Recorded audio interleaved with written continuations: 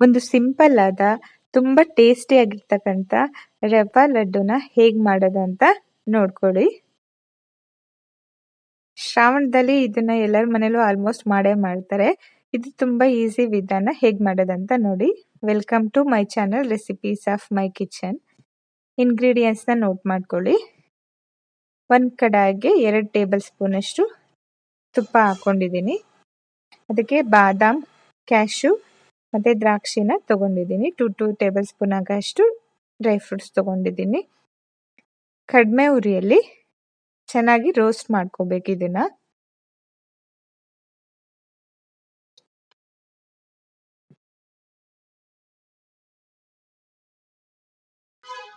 ಇದು ರೋಸ್ಟ್ ಆದ್ಮೇಲೆ ಎತ್ತಿಟ್ಕೊಳ್ಳಿ. ಇದನ್ನ ಆಮೇಲೆ ಯೂಸ್ ಮಾಡ್ಕೋಬೇಕು.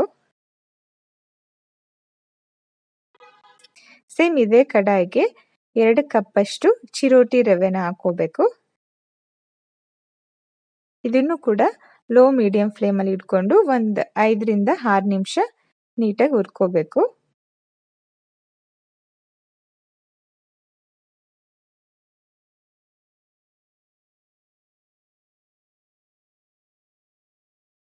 ರೋಸ್ಟ್ ಆದ್ಮೇಲೆ 1/4 ಕಪ್ ಅಷ್ಟು ತುರಿದಿರ್ತಕ್ಕಂಥ ಕೊಬ್ಬರಿನ ಹಾಕೊಂಡಿದ್ದೀನಿ. ಇದನ್ನು ಕೂಡ 2 ನಿಮಿಷ ನೀಟಾಗಿ ಫ್ರೈ ಮಾಡ್ಕೋಬೇಕು.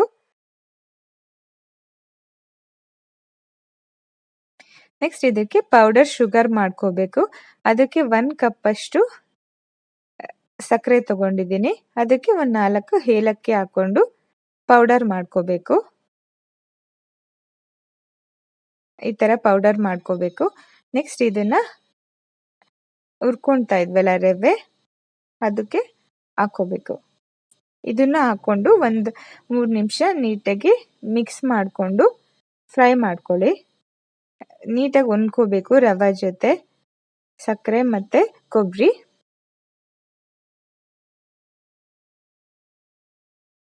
ಇವಾಗ ಇದಾಗಿದೆ. ಇದಕ್ಕೆ 2 ಟೇಬಲ್ ಸ್ಪೂನ್ ಅಷ್ಟು ತುಪ್ಪನ ಹಾಕೋಬೇಕು.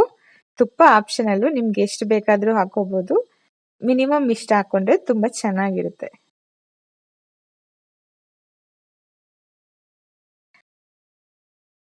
ಈಗ ಫ್ರೈ ಆಗಿದೆ. ಹುರಿದಿಟ್ಕೊಂಡಿದ್ವಲ್ಲ ಡ್ರೈ ಫ್ರೂಟ್ಸ್ ನ, ಅದನ್ನ ಇದ್ರಲ್ಲಿ ಮಿಕ್ಸ್ ಮಾಡ್ಕೊಂಡು ಇದು ಸ್ವಲ್ಪ ಹಾರ್ಕೋಬೇಕು.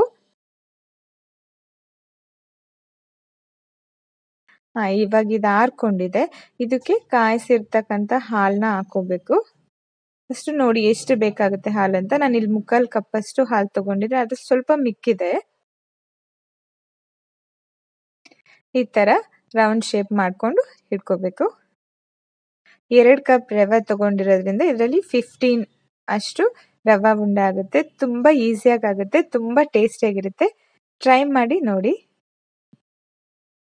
Thank you for watching the video. Like, share, subscribe to my channel. Thank you.